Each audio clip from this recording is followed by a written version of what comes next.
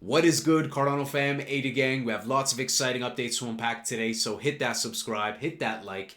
I want to say thank you, Angry Crypto fam, here on YouTube. We've surpassed 8,000 subscribers, and over on X, we have surpassed 12,000 followers. So thank you for the kind words. Thank you for the support. Cardano 24-hour trade volume surpasses $2.6 billion according to CoinGecko, and 24-hour trade volume surpasses BNB for the fourth day in a row.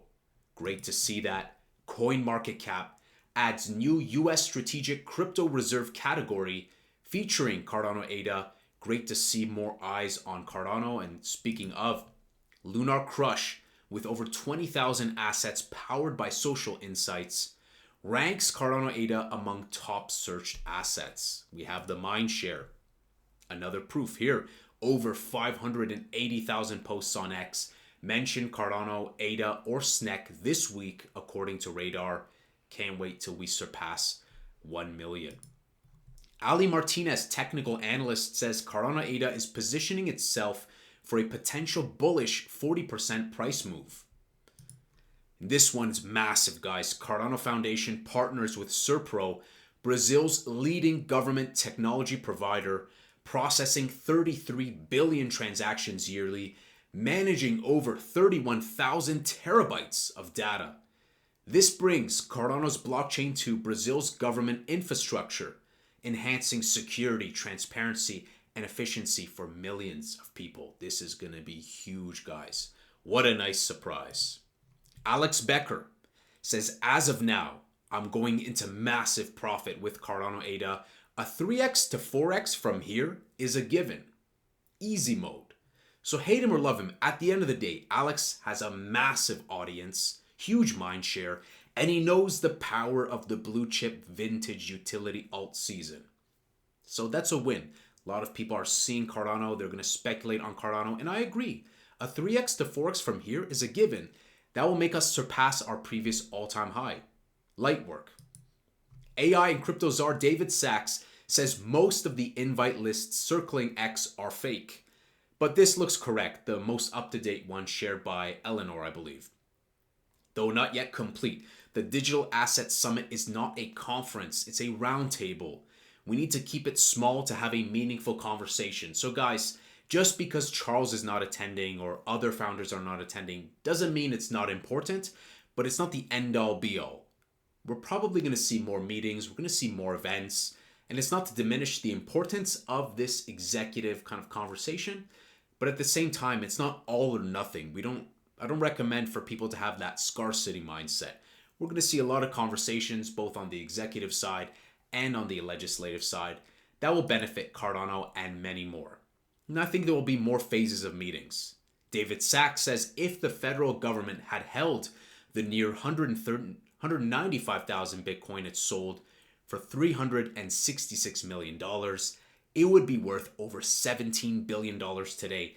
That's how much it cost American taxpayers not to have a long-term strategy. And that was a perfect tweet, kind of giving the sign of what was coming this evening. President Trump signed an executive order establishing a strategic Bitcoin reserve and digital asset stockpile.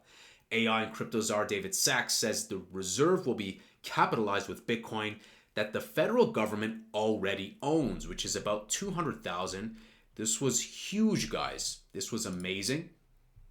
It was great to see them sign it, to see Trump sign it. And, step by step, the market was dumping, but, brick by brick, if you will. It's going to take time, right? David Sacks says the US will not sell any Bitcoin deposited into the reserve. It will be kept as a store of value. The US owns about 200,000 Bitcoin. Pending a complete audit, they got to check the numbers. The digital asset stockpile consists of other forfeited assets, and I imagine that's going to be the one for XRP and ETH and Cardano and Solana and potentially other quote-unquote valuable cryptocurrencies, as the president said just a few days ago. So this was great. Trump signed the executive order not only for the Bitcoin reserve, but also for that digital asset stockpile. So this will satisfy both the Bitcoin maxis, but also altcoin guys, we're getting both. We got both with that executive order. Charles responds saying, and just like that, a America is a DRep. Looks like he's happy about this. So that's Charles's live reaction over on X. Cynthia Lummis, Senator Lummis says, we are becoming the Bitcoin and digital asset capital of the world. America is so back. So really exciting, guys. Exciting times. Now we're going to go through the rest of the clips from yesterday's live stream. Charles Hoskinson says, we have the roadmap, budget, Leios, Midgard, and Bitcoin DeFi to finish. I'll be at all the major events, Blockchain Paris, Token 2049, Bitcoin 2025, talk to all the major people and push things along. We will get that done. Charles says a cryptocurrency market structure bill could have as meaningful of an impact for 50 to 100 years. Those definitions could still be in use. This transcends one administration, one Congress, one set of industry leaders, right? Long-lasting, sustainable, common sense legislation. Charles says we have a policy office. It's led by Joel Telpner and Cynthia Yang.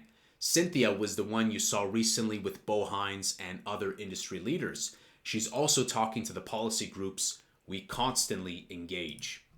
Charles says our policy office will continue pushing legislation along, working with the lawmakers, trying very hard to have a meaningful impact to make sure that crypto legislation is written in a way to stand the test of time. I really like that. A lot of confidence. He says we must never forget the reason why cryptocurrency exists is so that we no longer need governments. We can transcend them. That, my friends, is why we're really here and what we're really doing. We shouldn't lose sight of the reason, right? Self-sovereignty, right? Charles says crypto belongs to everyone in the world. They protect your freedom of association, commerce, and expression, an extension of your God-given rights. Governments must work together to make sure the law respects the purpose of blockchain technology.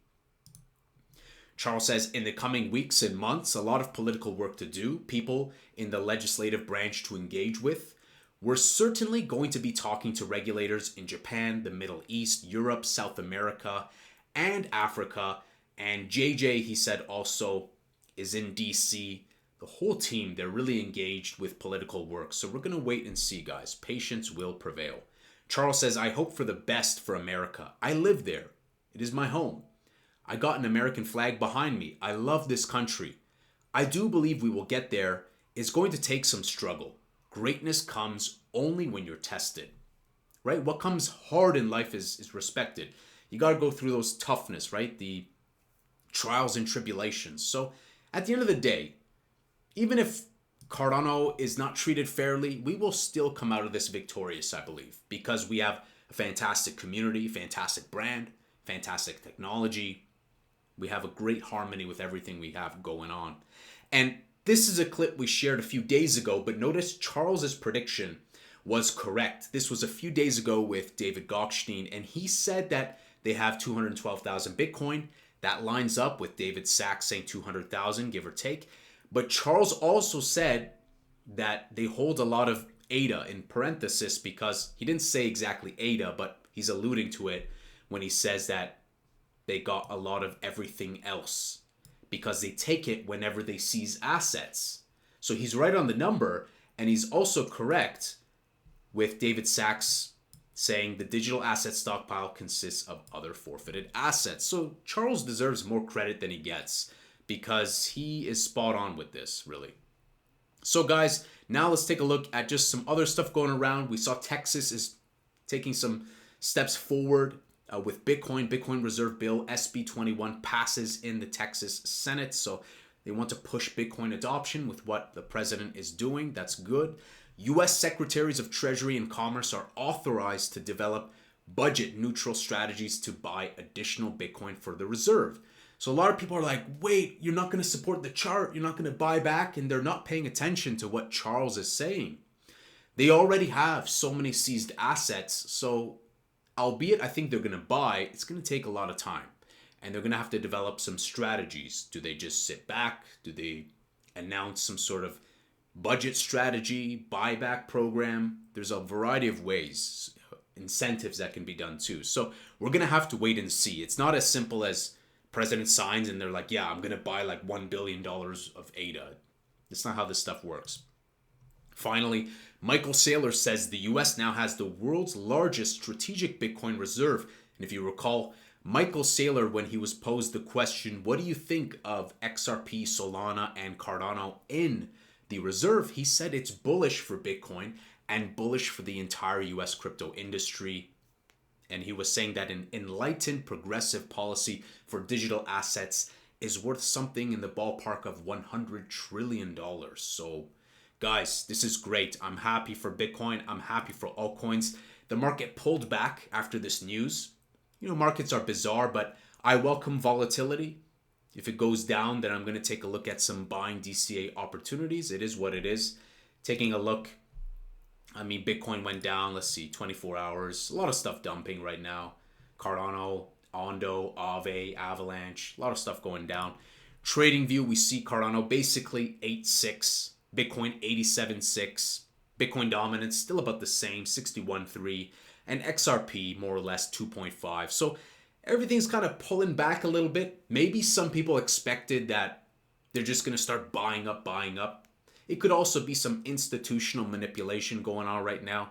So we're going to just keep watching, guys. Patience will prevail. And when it comes to the meetings, you know, we're going to watch and see. Maybe we're going to see big stuff announced, but I don't really think so. I think people are putting all their eggs in one basket and expecting this grand announcement at the White House Crypto Summit tomorrow. But we'll watch and see.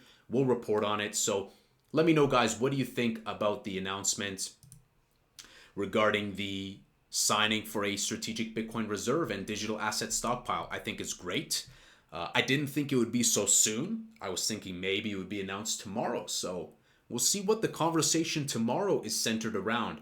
It could be that tomorrow is kind of Bitcoin strategy, centralized exchanges, and potentially stablecoin legislation to further cement the dominance of the US dollar, which could set the next step for kind of that breakthrough moment to Russian retail and kind of give the thumbs up. But in any case, things are looking really good for Cardano right now. I would say what I'm really excited about is, one, the signing of this. That's obviously a huge one. It's always good to also hear from Alex Becker. That's also, you know, a good shout out, a little side quest from Alex Becker. But let's not also forget about this. Cardano Foundation moves kind of quietly, and then bam, they release a banger, some fuego news. So just to give you a perspective, Serpro has about 5,000, more than 5,000 specialists, 2,000 developers, and they do about 90% of the digital solutions powering the Brazil government. So just keep that in mind. 33 billion transactions annually, managing more than 31,000 terabytes of cloud storage data, and you have thousands of specialists, 90% of the government of Brazil. This could be huge, guys. So a lot of exciting stuff.